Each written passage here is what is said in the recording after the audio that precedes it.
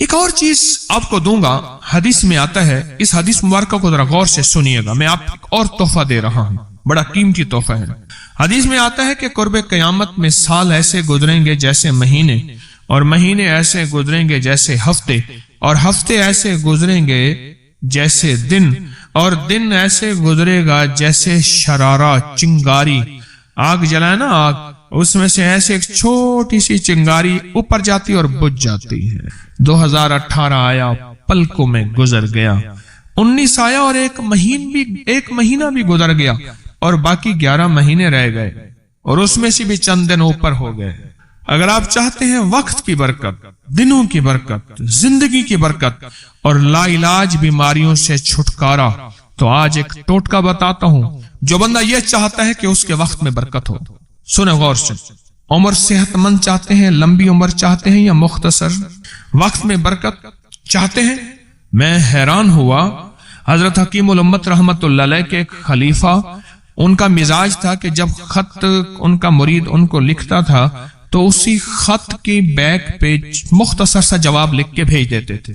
اب ذرا جواب سنیں، سوال کہ مرشد آپ کی دعاؤں سے، اللہ کی رحمت اور توجہ سے میں روزانہ 1.25 لاکھ دفعہ اس میں ذات کرتا ہوں اللہ، 1.25 لاکھ دفعہ نفی اسبات، 1.25 لاکھ دفعہ درود پاک، 1.25 لاکھ دفعہ استغفار، 10 پارے قرآن کے، 100 نفل، یہ معمولات۔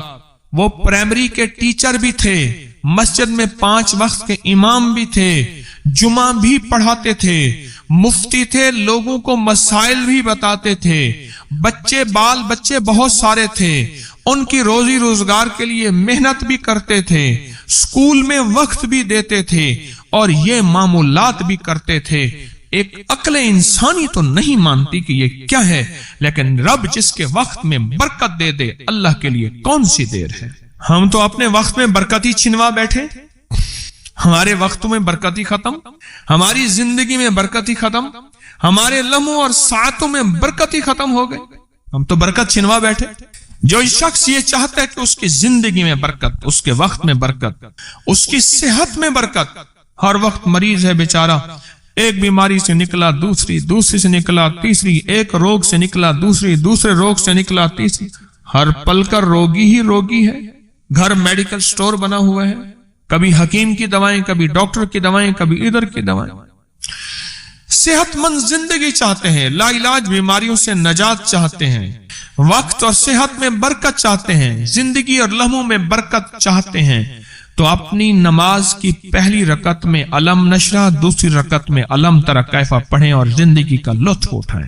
نماز کی پہلی رکعت میں سورت علم نشرہ اور نماز کی دوسری رکعت میں سورت علم تری کیف فیل، یہ پڑھیں اور اللہ کی قدرت اور رحمت دیکھیں اور اللہ کا فضل اور کرم دیکھیں۔ اپنی نماز کی رکعتوں میں اگر آپ امام کے پیچھے ہیں پھر نہیں، اگر انفرادی کوئی نماز ہے وہ سنت ہے، وہ خدا نہ خواستہ فرض قضا ہو گئے ہیں، جماعت چوک گئی ہے نہ چاہتے ہوئے، آپ کے کوئی بھی نماز ہے، سنتیں ہیں، آپ پہلی رکعت میں علم نشرہ اور دوسری رکعت میں علم تری کیف فیل یہ پڑھیں، برکتوں کے اللہ دروازے کھولتا ہے اور رزق کی برکت ہوتی ہے، انوکھی برکت ہوتی ہے۔ مجھے ایک صاحب کہنے لگے میرا 1 کروڑ ایسے بن جاتا ہے، پتہ نہیں چلتا، کروڑ ایسے بن جاتا ہے، میں سچ کہہ رہا ہوں ایسے بن جاتا ہے، مجھے پتہ نہیں چلتا میں کہاں سے بن گیا۔ اللہ نے وہ برکت کے خزانے مجھے دیے ہیں۔ اللہ سے ایک چیز مانگا کریں، اللہ آج جو تو نے مجھے برکت کا ذرہ دیا ہے، اللہ میری نسلوں تک رکھنا، چھین نہ لینا۔ ہاں اللہ مجھے اگر تو نے برکت کا ذرہ دیا ہے، اللہ یہ مجھے نسلوں تک دینا، اللہ مجھ سے چھین نہ لینا۔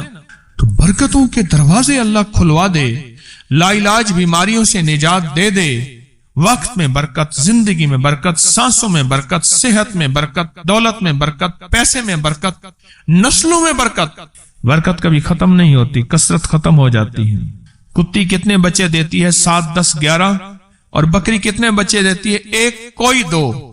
اللہ نے آنکھوں سے دکھایا ہے کہ بکری میں برکت ہے، اس کی وجہ یہ ہے کہ بکری میں حلال ہے اور برکت ہے، اور کتے میں کثرت ہے اور حرام ہے۔ اللہ کتوں کو ختم کر کے دکھاتا ہے، اللہ حلال کو بڑھا کے آنکھوں سے دکھاتا ہے۔ پہلی رکعت میں سورت علم نشرہ اور دوسری رکعت میں سورت فیل، کمال چیز ہے۔